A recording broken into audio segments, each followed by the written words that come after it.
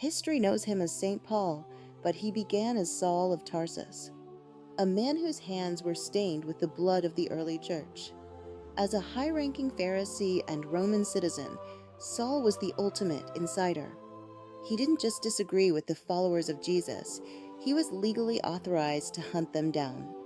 He was the chief antagonist of the faith, present and presiding at the execution of the first martyr, Stephen. In a moment that changed the world, the hunter became the hunted. On the road to Damascus, a blinding light and a divine voice shattered Saul's identity. Jesus did not ask him to join a movement. He demanded to know why Saul was fighting him. Blinded and broken, Saul spent 3 days in darkness. When he emerged, he wasn't just converted, he was transformed into Paul, the apostle to the nations. Now, we must address a significant point of contention. In Islamic theology, Paul is often viewed as a figure who corrupted the original, pure message of Jesus. The argument is that Jesus was a human prophet who taught only the law, and Paul, an outsider, invented the divinity of Christ and the Trinity to win over the Roman world. Critics claim Paul hijacked a Jewish movement and turned it into a pagan mystery religion. But the evidence refutes this theory directly. Let's look at the facts. First, the timeline. Paul began writing his letters within 20 years of Jesus' life.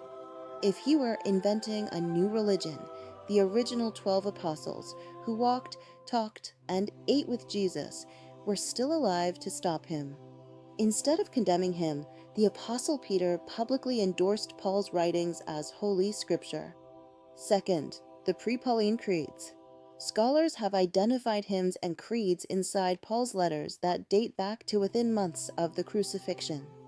These ancient songs, sung by the very first Jewish followers, already proclaimed Jesus as God. Paul didn't invent the fire. He was simply the man who carried the torch. Third, the Council of Jerusalem. When the church faced its first major crisis, Paul did not act as a rogue agent. He submitted his teaching to Peter and James in Jerusalem. They stood in total unity, issuing a single decree to the world. There was no Pauline gospel versus a Jesus gospel. There was only one message. Paul was not a perfect man. He was human, stubborn, and often physically weak. He spoke of a thorn in the flesh that humbled him.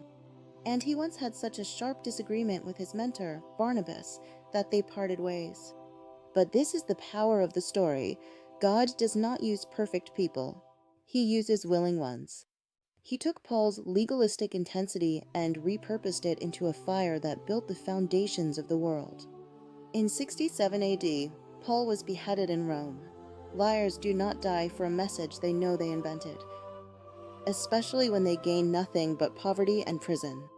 Paul's life proves that a radical encounter with the truth can turn a persecutor into a pillar. He didn't change the message, he was changed by it. Remember, Paul's connection to Jesus is spiritual adoption, and his thorn reminds us that God's strength is perfect in our weakness.